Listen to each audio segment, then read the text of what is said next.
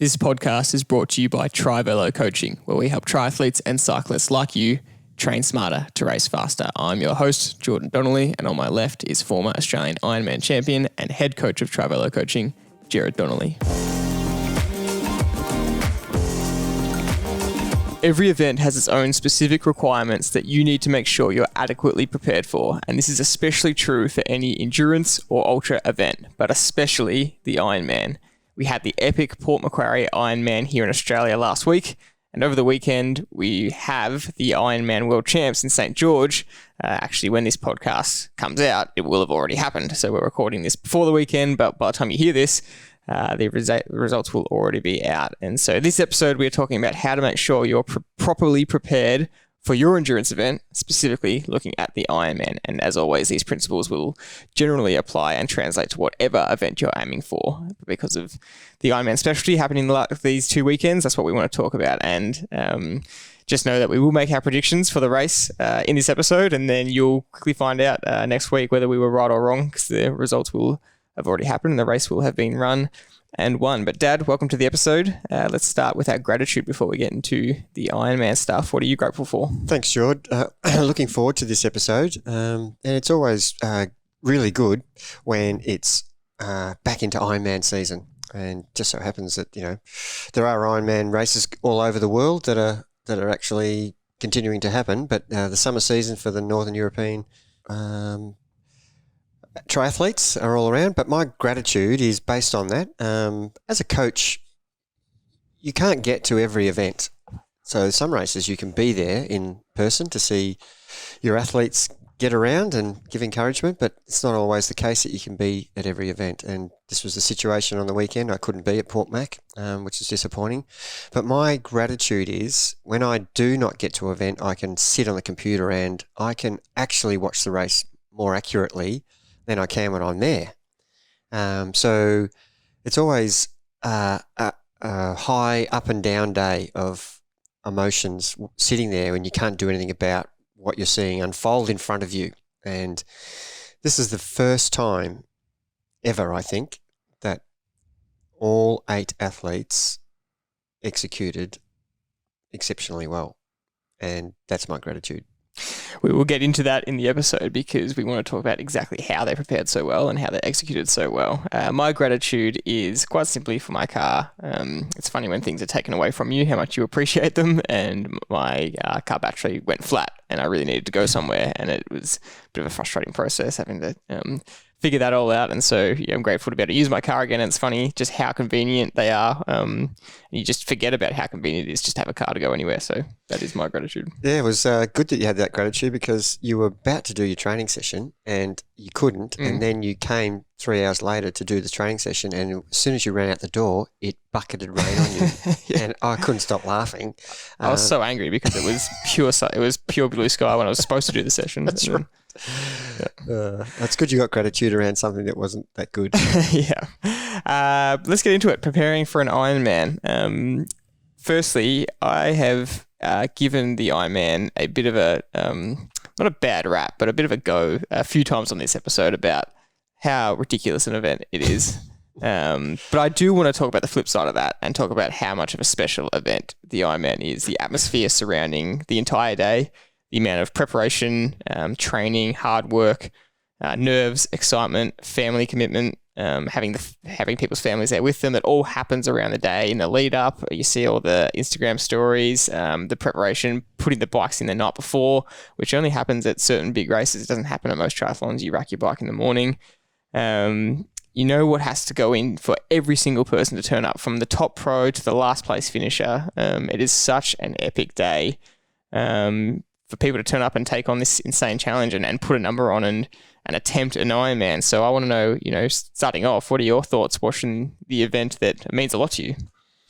It does. And I suppose, that was the event that I actually won. It has a special, even though it's a different venue from Foster to Port Macquarie, but it is the same event. It has a special place in my heart, and I get emotional on this day every year.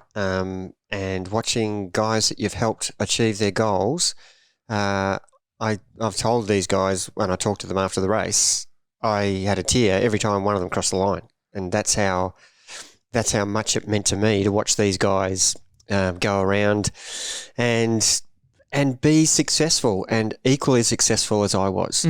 I might have won the race, but they won their races, and that's what it meant to me to help people achieve their goals, and to see them execute the way they'd planned and the way we'd planned together, and to be able to run strong.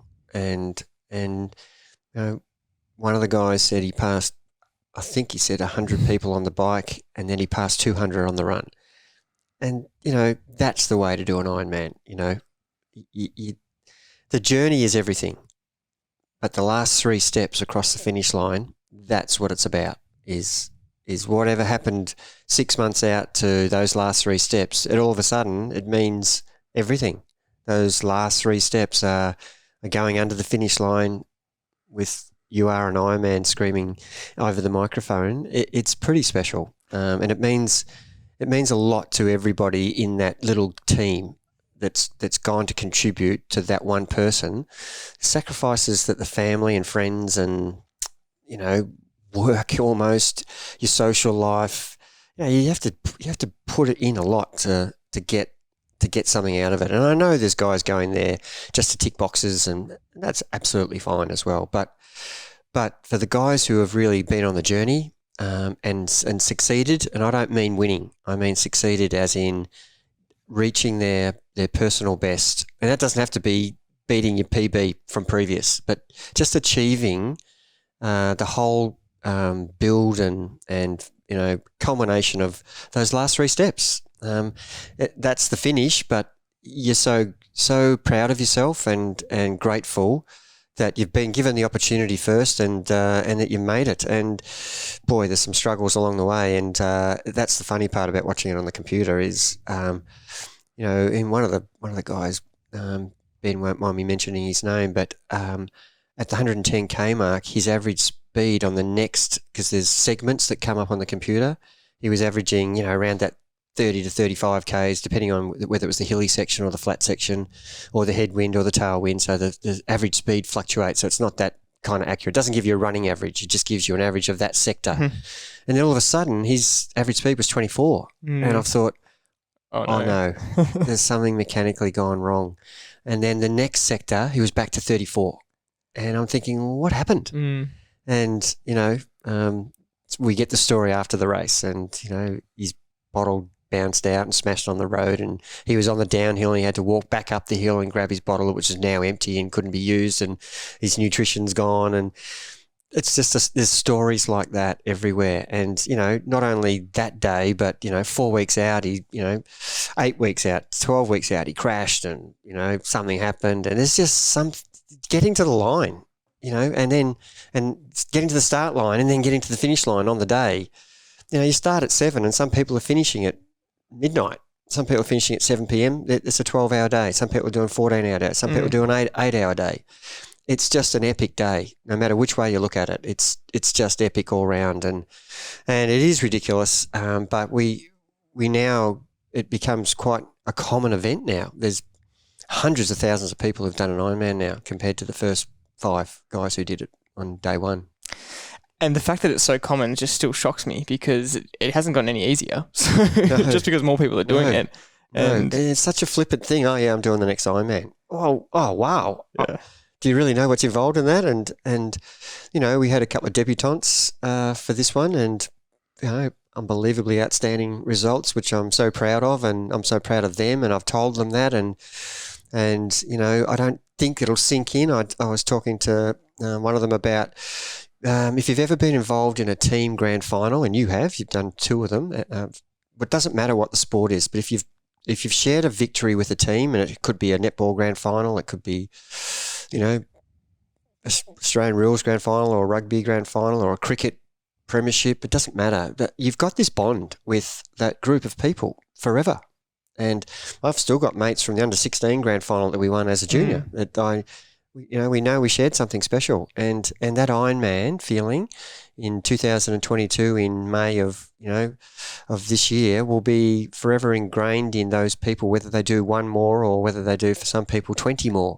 That will be something that they'll remember, and the people who witnessed those or who were part of that journey will always remember, oh yeah, I remember, the struggles you had for that event. And it's pretty special, and the reason it's special is because it's so enduring.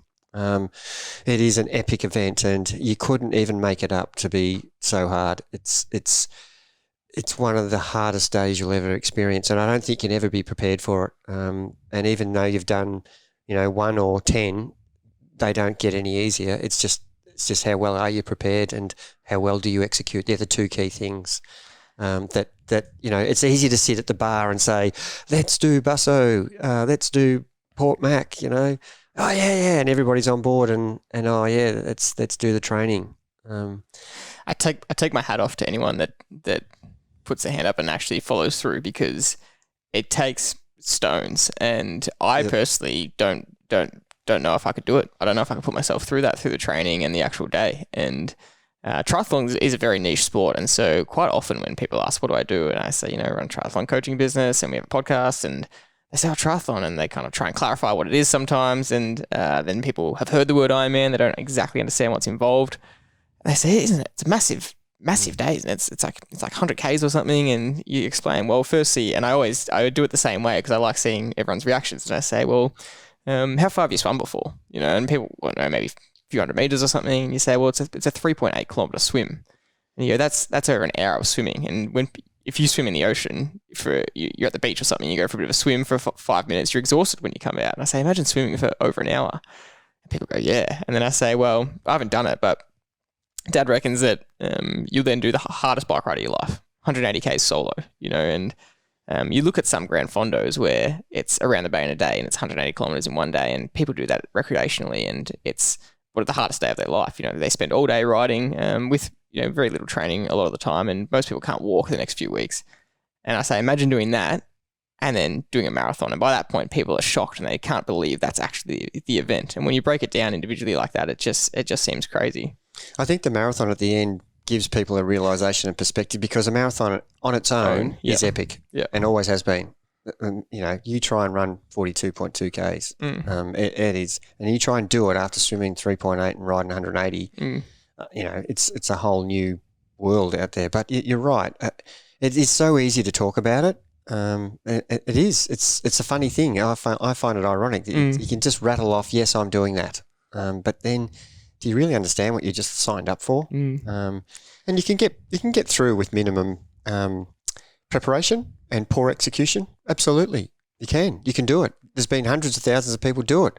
I reckon the majority of the field are getting through it with poor preparation and bad execution.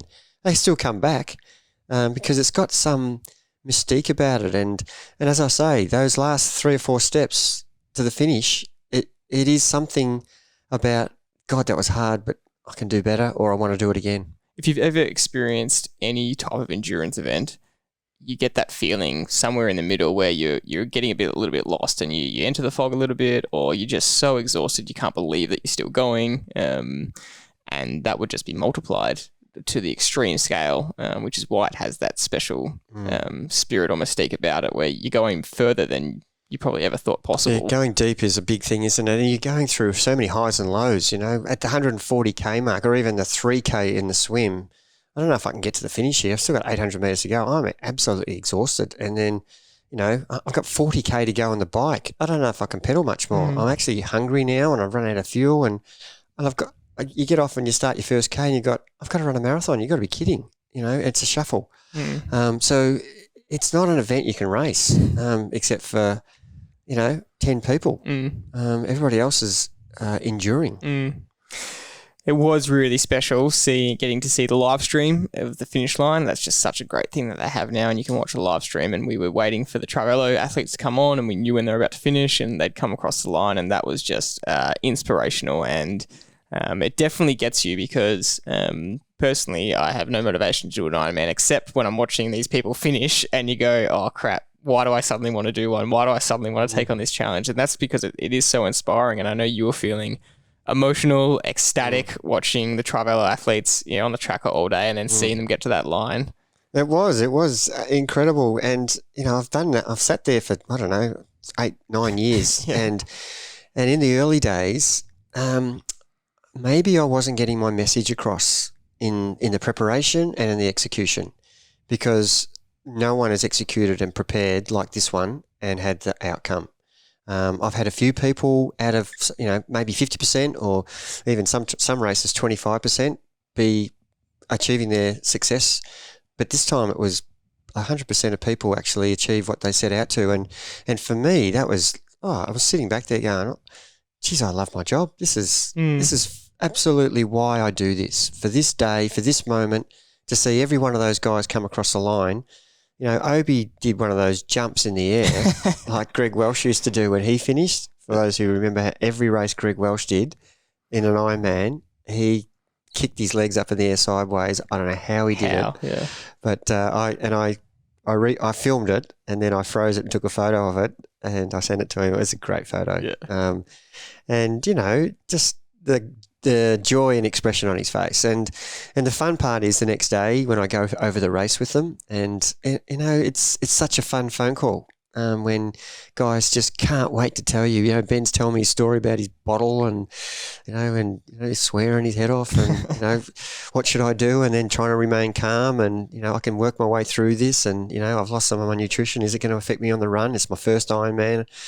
So many stories that you can just talk about the next day. But the fun part is that, overwhelmingly they're saying, far out, I'm so glad you made me run around those mountain goats hills so that I was strong. Far out, I'm so glad you made me do those race-specific sessions where I understood where my power was against my average speed. And hearing that come back at you is the most gratifying thing you can hear, because it just makes sense. And I often wonder, why didn't the early athletes some got it, some didn't, but it was overwhelming this time. And it's an interesting one and something we can learn from as a coaching, from a coaching point of view, that we're finally getting the message across. And maybe it's because we never had podcasts in those days. They're not hearing the message regurgitated week in, week out.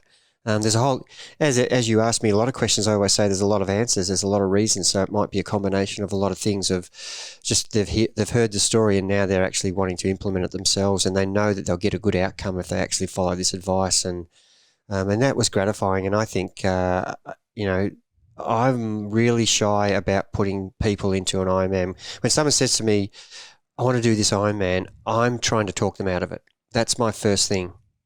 Can you convince me that your family are on board with this? Can you convince me that your work will allow you to have possibly 16 hours a week of training?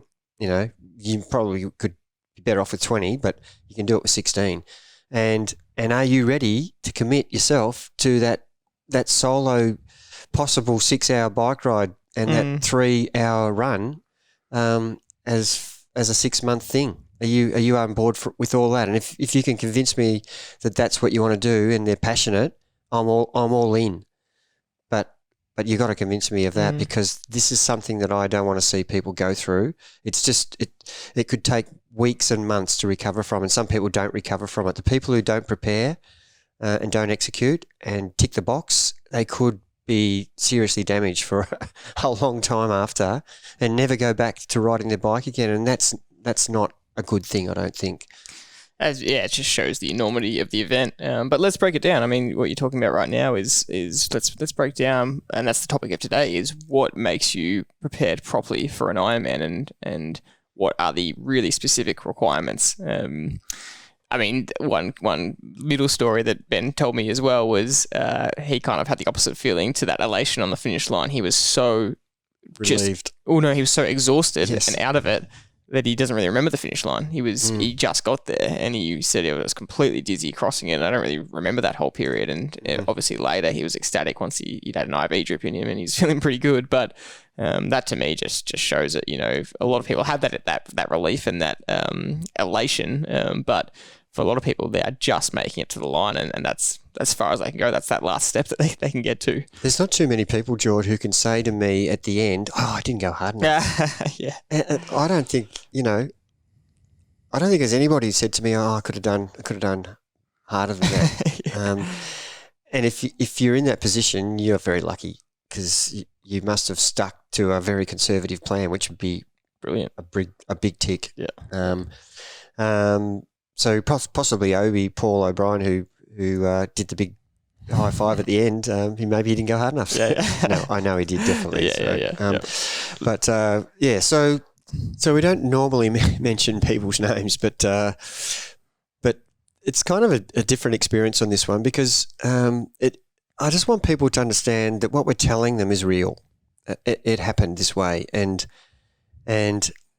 you and I have spoken a lot over the podcast that we've done, specifically about Ironman Triathlon, about wanting to run the leg of the run leg and not walk it, and I think that's why I think I got so much out of it, was because we had people selecting a run strategy and executing it within, if you fade 10 seconds per kilometre, you've had a pretty effing good day.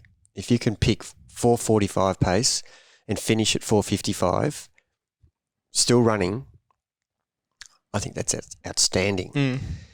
If you pick 4:45 and finish at 6:20 or 6:30, you haven't done something right in your preparation or your execution in the swim and bike or the start of your run. So already there's things I'm questioning. Why did you lose 30, 40, 50 seconds per kilometre in the last 10K or 6K? That's okay with 2K to go. That's fine. If you're on your limit, it means you've measured your effort pretty damn well. But if you're fading that badly, there's something not going right in either your preparation or your plan or your execution. And they're the things that are so hard to get right. So that's what the topic is here today. How did we get to have that outcome for those athletes? And overwhelmingly, they were so well prepared by understanding that they need to be strong to hold the pace in the second half of a marathon. You don't expect to go faster, ever. You expect to go slower. And that's, as we've said many times, that the majority of the field are doing that. And if you can hold your pace from start to finish, you'll pass hundreds of people, because everybody starts above their expected average pace and finishes, 30, 40 seconds worse. That's the standard that's set, and that's what everybody does. And it's only now that we're seeing guys in age groups not do that. And as a pro, there's still guys making that mistake, but the majority of them aren't. The majority of them are holding the pace they can do on the day and fading slightly, as I said, 5 seconds per K or 10 seconds per K. That's within reason, I think. If you're racing, you're having a crack and you're good enough to hang on. But guys who are losing 30 seconds or 40 seconds or up to a minute per kilometre, your time blows out by half an hour. Your predicted time in the run, in the last 10K, you can add on 30 minutes to your outcome. Instead of you doing a 9:55, you end up doing a 10:30. Instead of doing a 10:40, you end up doing an 11 something. Instead of doing a PB that might be 11:50, you're now 13 something because you're blowing out that much. So as you get slower, it gets worse. And it doesn't become 6:30 pace. Becomes walking pace, which is 9 or 10 minute K pace. So in 5K, you could add on another 25 minutes to your time, which, someone's trying to break 12 hours or someone's trying to break 11, that blows that out of the water, which is disappointing because, everybody's got their goals and you don't have to be, an 8-hour Ironman person to have a successful day. There's people doing 14 and a half hours, breaking 14, doing 13:50. That's a win. That's Christmas, and you might say it doesn't matter if I run 7-minute K or 8-minute K. Yes, it does. It's the difference between 13:50 and 14:30. That's what the difference is by blowing out 1 or 2 minutes per K for 5 or 6K. It's just really simple keyword difference there, isn't it? And it is simple, but you have to understand it. You're going for stronger, not faster. That's right. Being able to endure the pace that you plan. I suppose the the intensity that you're selected on the day.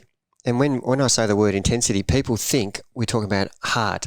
No, your intensity can be 50%. That's your intensity for the day. You select the intensity you choose. And the person who can sustain that intensity from start to finish is going to get the better outcome. The person who selects an intensity and fades is going to get the same result as everybody else, which is slower than the result they want.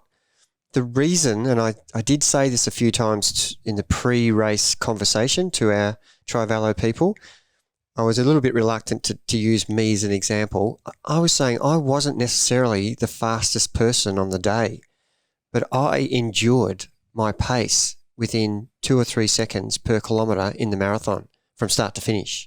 Guys were better runners than I was, but they couldn't endure the last 10K to match their first 20K. That's what I was good at.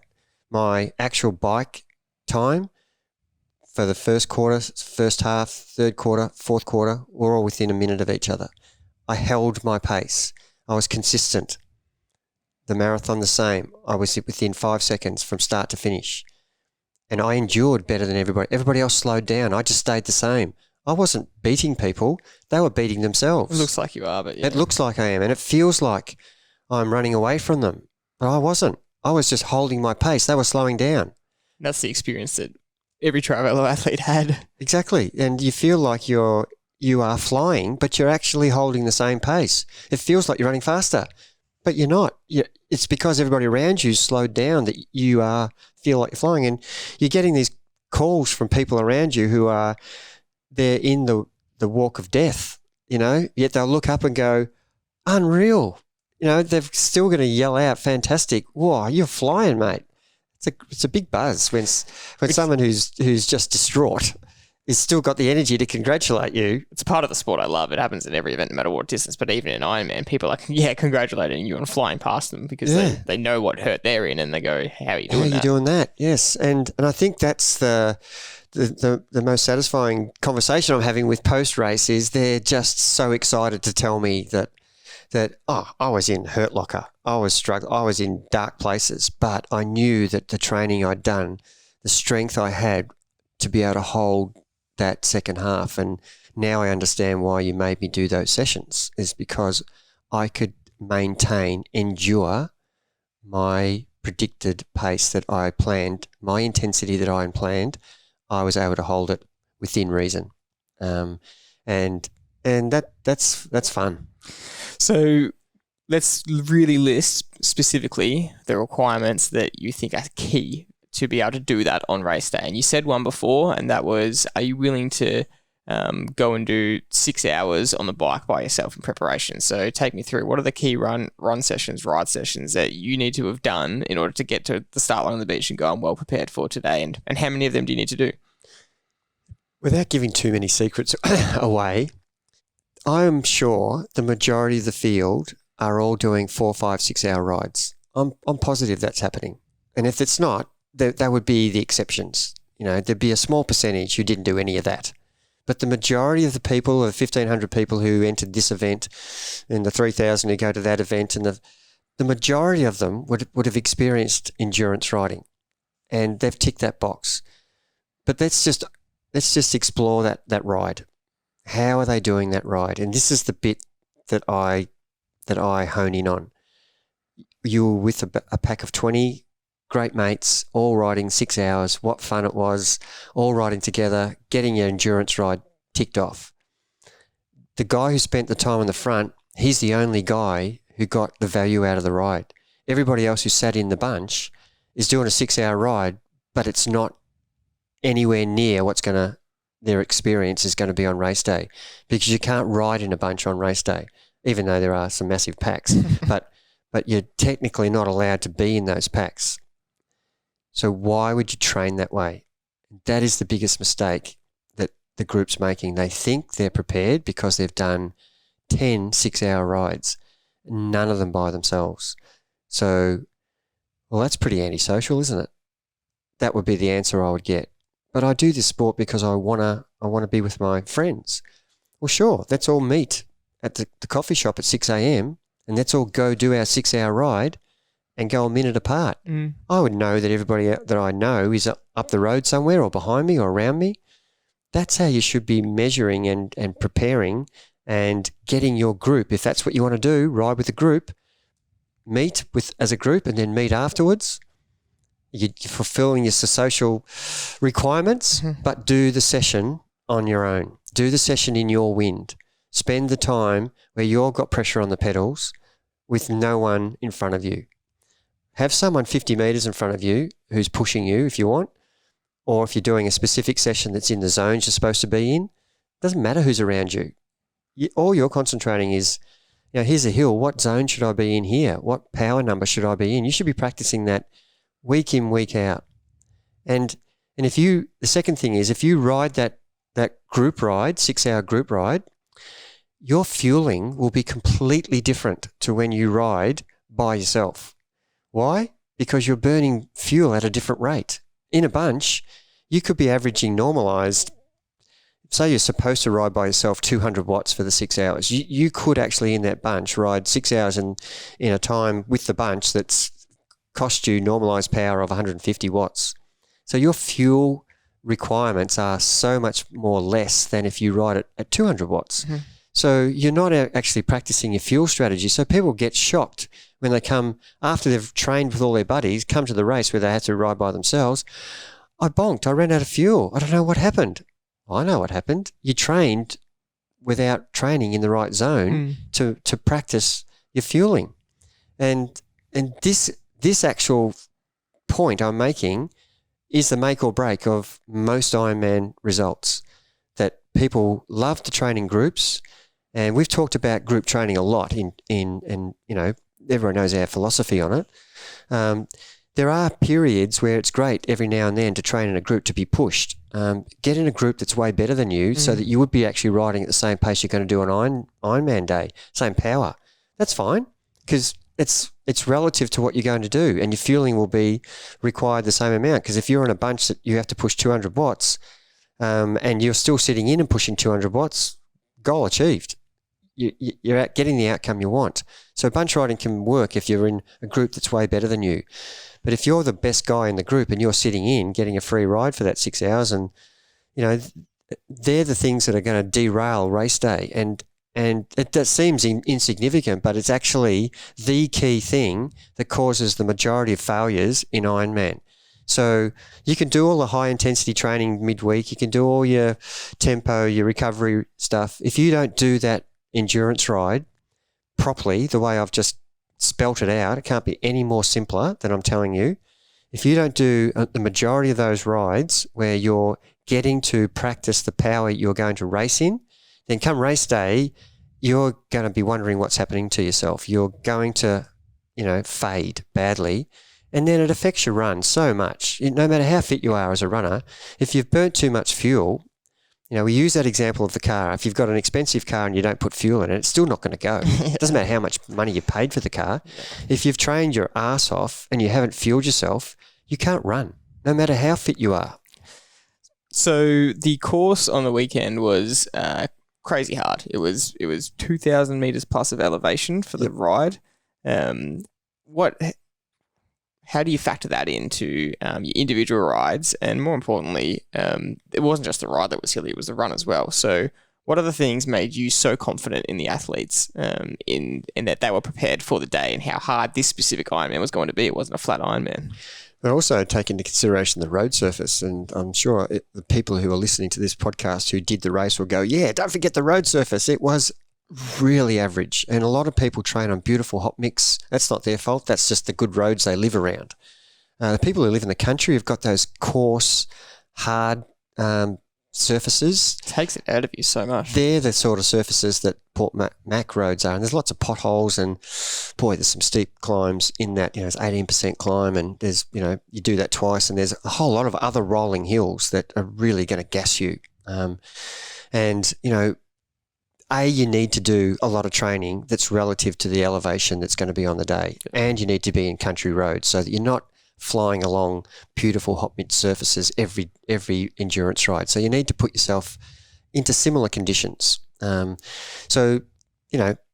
the thing that's going to enable you to be strong in a ride like that where it's got a lot of elevation. If you go to Busso, it's pancake flat. So it's a different event, different course. Port Mac is quite unique in how tough. It's a really fair course. If there were less potholes, it'd be a little bit fairer. But you can lose your drink bottles so easy because of the bounce factor on some of the shocking corrugations of bitumen that are, it's a bit like Paris-Roubaix in some sections. So you can be disadvantaged because you've lost your nutrition. Purely because of the surface of the road. So there's a lot of factors that can go wrong compared to other courses. So this is quite a unique course. So you need to be quite prepared for all that. How do you get that? Well, you try to design some of your training sessions, and I'm always at the guys to say, how much elevation did you get on your ride today? They all start with, it was pretty hilly. And I'm saying, no, look up Training Peaks and tell me what your elevation was.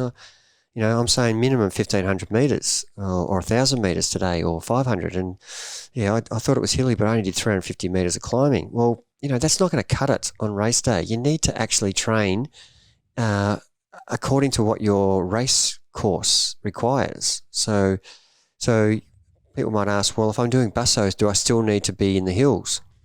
Well, yes, you still need to be strong to be able to actually ride fast on a fast course. So regardless of the course, I'm telling you, you need to have elevation in your training.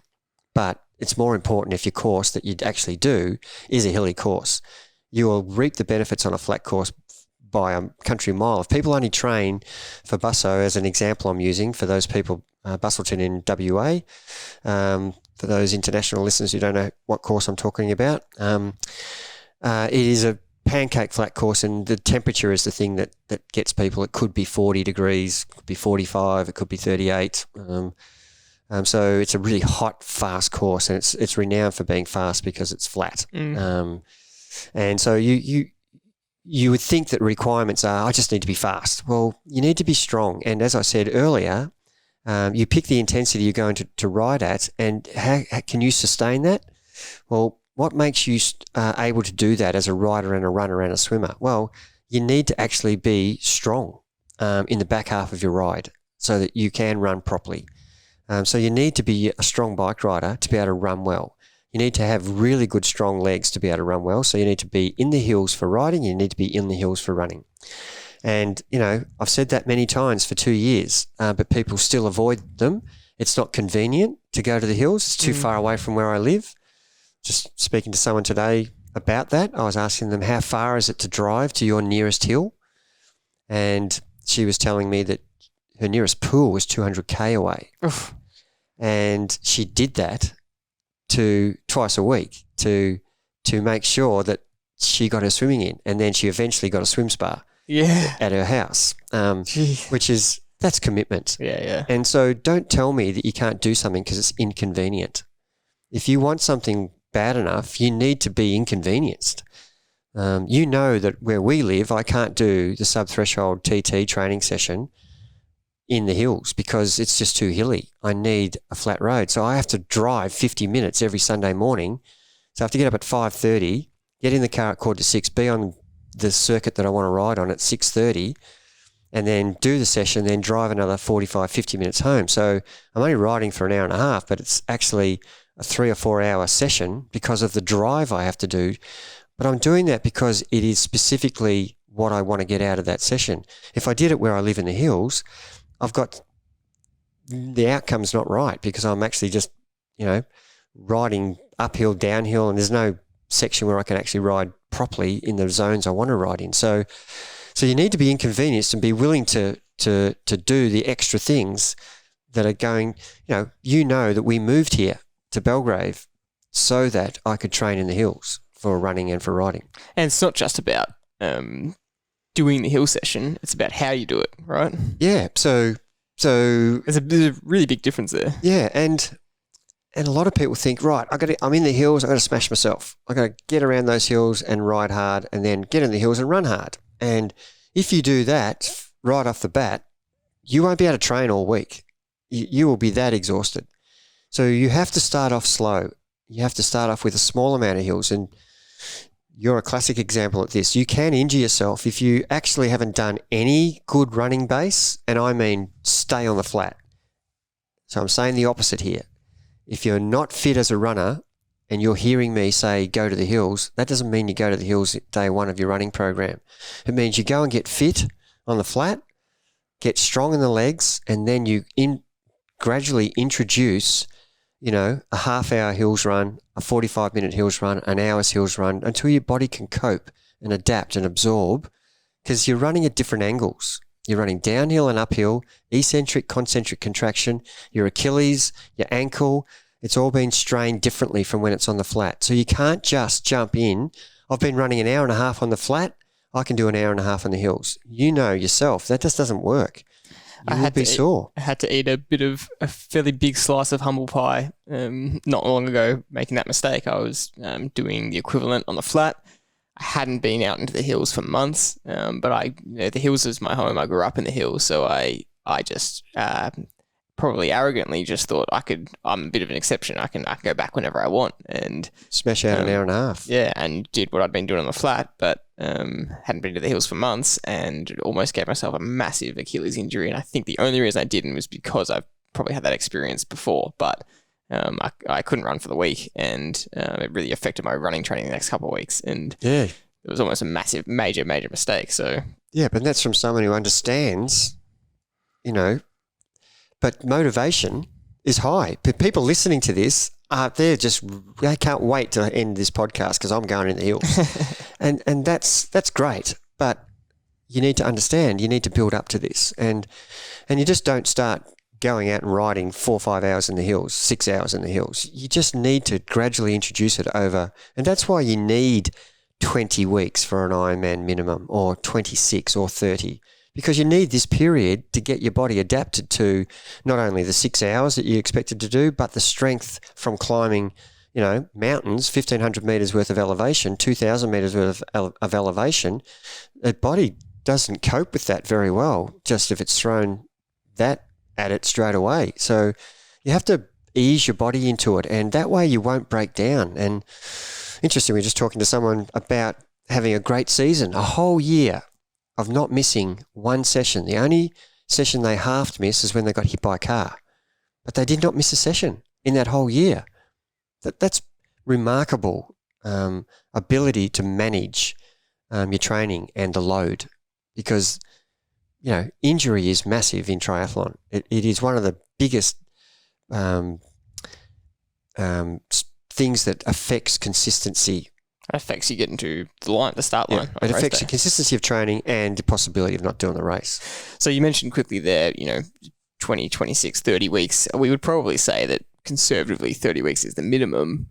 We'd want someone to prepare for an Ironman. It depends where you've come from, Jordy. Yeah. If you're someone who's never done one before and you're new to the sport, I would be saying 30 to 50 weeks. You need to give yourself a year. You're running a marathon. The more beginner you are, the longer time you need. But, even some guys who've done 10 Ironmans or been in the sport for 10 years and they haven't actually trained properly, they still need, they come to us from what they've been doing for all those years and have been unsuccessful. And then they come to a different style of training, the way we're doing it. It really is taxing on the body if you expect to just jump into the strength stuff that we do. So it's doing the session in the first place, doing the strength stuff, doing the volume requirement, which is one big hurdle to tick in the first place. But then it's not doing it really hard and injuring yourself. So how do you do it to prepare yourself best on race day? And this was just so evident at Port Mac. The amount of people gassing themselves up and down hills, and understanding that is the key point. And one of the guys in the post-race analysis that we do, and it's really not even a post-race analysis, it's a euphoric conversation. That's what I call it now. Yeah, we're saying only if they've done a PB. Yeah, I now understand what you've been banging on about not being in zone 1 and not being in zone 5 or 6 or 7. I get it now. And even on a course like Port Mac, where honestly you had to be riding, 120% for 2 or 3 minutes to get up that hill. That was brutal, that hill. So you will feel a period where you are over your limit. We talk about your average power being 72% for the day, just selecting a number. It's, that's what your goal is for the day, 72% of your FTP. But during the day, there will be bits where you'll be at 80 or 90 or 100% or 110% for short periods. The more times you do that, the more time you'll spend in zone 1. Why? Because you're gassing yourself. And this is the key to actually understanding how to ride these races, these endurance races, is staying out of the high zones will keep you out of the low zone, which means you'll ride faster. So the more time you're in zone 1, the slower you're going to ride on the day. And people go, well, why would you be in zone 1? What would cause you to be in zone 1? Because you're riding some of the bits too hard and you have to recover. And the joke amongst our guys was they were going up the hills and getting smashed early on. People were flying past them. And then as they got over the crest, they were continuing the pressure on the pedals evenly like they were up the hill and down the hill. And they were just motoring past the people who are huffing and puffing out of breath from gassing themselves way over their threshold on the uphill and having to coast on the downhill or soft pedal.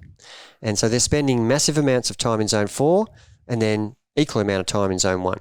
And before long, as you go through 50K, then 80, then 120, then 140, those people stop gassing you. They stop going past you. You're just riding out of sight. You're leaving them for dead because you are measuring your effort and spending no time in zone 4 and no time in zone 1. And that's the key to it. And if you practice that in training, that's giving away our biggest secret is, and it is so simple that even on race day, our guys were laughing that that's what they used to do. They're almost laughing at themselves because that was me. What that person's doing, that was me. And isn't it funny and ironic that they had the best days of their lives this year because that's what they did right. They actually stayed out of zone 4, 5, 6 and zone 1 and stayed in zone 2 and 3. And, you know, the good guy can stay more in zone 3, the pointy end age grouper, and the middle packer or the guy who's first go at it or is a 14, 15 hour, he needs to be in zone 2. I shouldn't have said zone 1 there, zone 2, but the majority of the time in zone 2. But a course like Port Mac is really hard to execute that on. You know, it's easy on a flat course when there's no wind or no hills. The minute you introduce hills and wind, you know, I can't do it, Gerard. How do I do it? Well, that's what the training sessions are all about. Learning how to measure your efforts with wind and with undulations. And I think if you're asking me what the two things are, it's being strong and understanding how to ride in the zones. There is a lot to an Ironman. It is an epic event, and we could talk about hundreds of things that would get you ultimately prepared. But you could say with strong confidence that if you tick those massive dominoes off that you just explained, that you will have a totally different race day.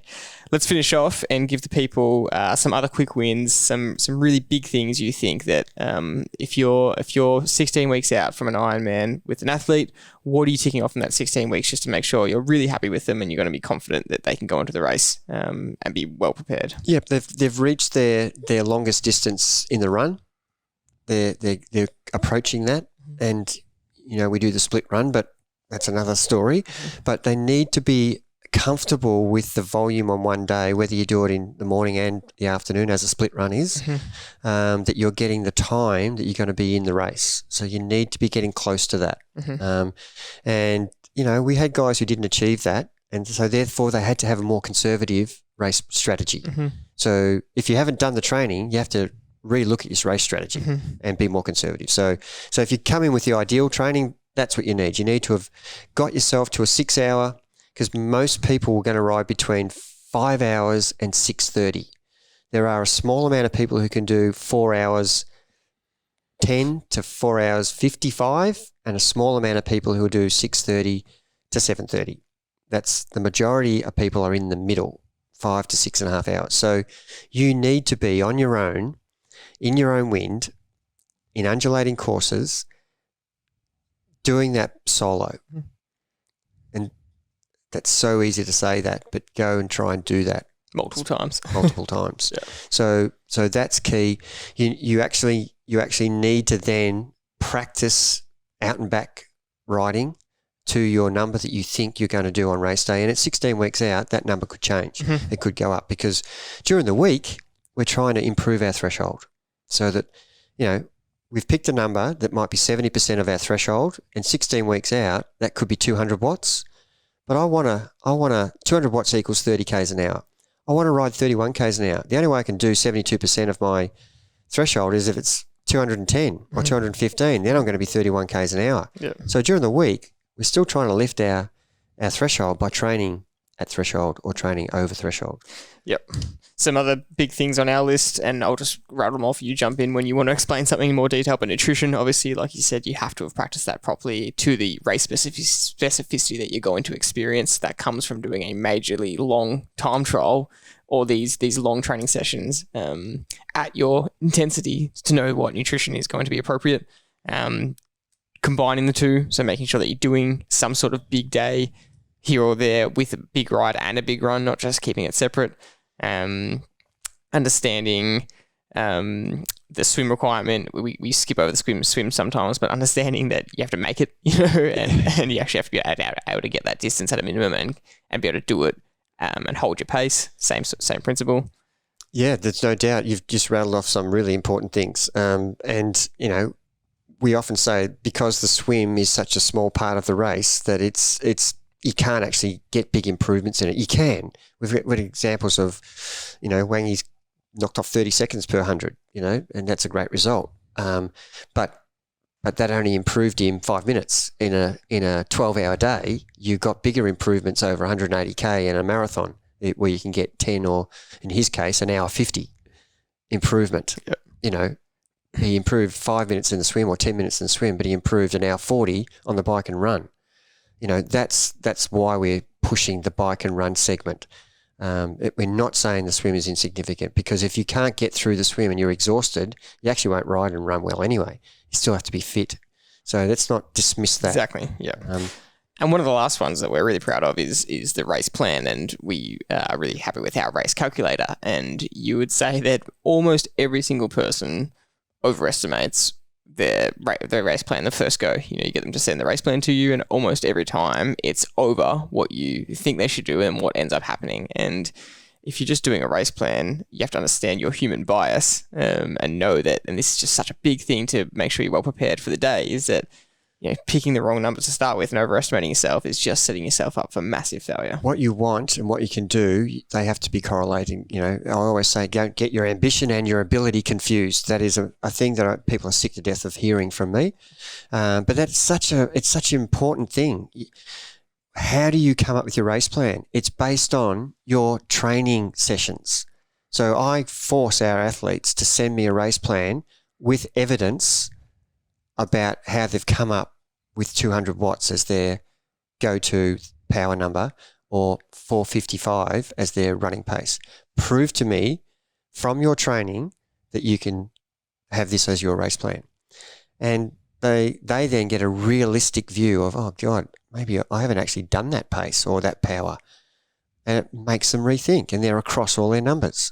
So you have to be real with your race plan. You have to understand that, yes, I want to achieve that, but it is, find out straight away, is it possible? And if it's not, reschedule, reassign yourself to, this is what I can do. And it's an endurance event, so conservative is the best way.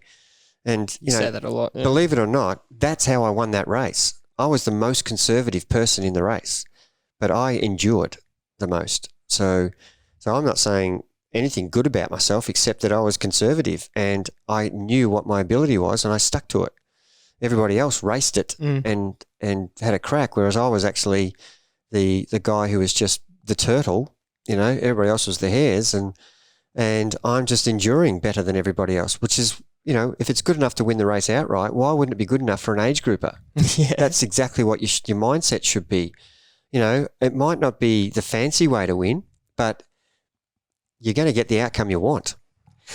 Speaking of winning the race, let's finish off with some predictions for the pros this weekend. It's the World Champs. We're really excited. It's obviously quite hard to watch because the race starts, I think, at 10:30 p.m. for us and finishes at 6 a.m., 6:30 a.m. But it'll be great to watch the highlights anyway. It's a hard race to watch, and I'm 8 hours worth. But we just do want to go through because we have been watching what's a lot of the pro athletes around the world have been doing and comparing their training programs. And thankfully, a lot of them put it on their social media or their YouTube. So it's really fun to get a glimpse in and see. And you don't get the full picture, obviously, but we wanted to throw our little 2 cents in and with all the other pundits out there. And I have had a listen to some of the top pros around the world on who they're predicting. So it'll be interesting to see who comes up. So we'll start with the women's side. Lucy Charles was the outright favourite, obviously, but she's out with a stress fracture, which is really disappointing because she was pinned to win the Ironman quite comfortably, as well as the next favourite, who was the favourite behind her, Laura Phillip, who multiple winner, who has come down with COVID this week. Yeah, and something a little bit annoyed me about the commentary this week around specifically Lucy Charles being out was that a lot of people kept saying things like, oh, she would have won, no doubt, and I thought, you just can't ever say that for an Ironman. For me, it really disrespects the race. I mean, you can't say that in any race, let alone an 8-hour event. Every race has some spontaneity in it. Every single race at a world championship level, anything can happen. Anything can happen, Jordy. It's just such a bad mindset to think that, sure, she should win, but what happens if she has multiple punctures? What happens if she cramps? What happens if she drops on nutrition?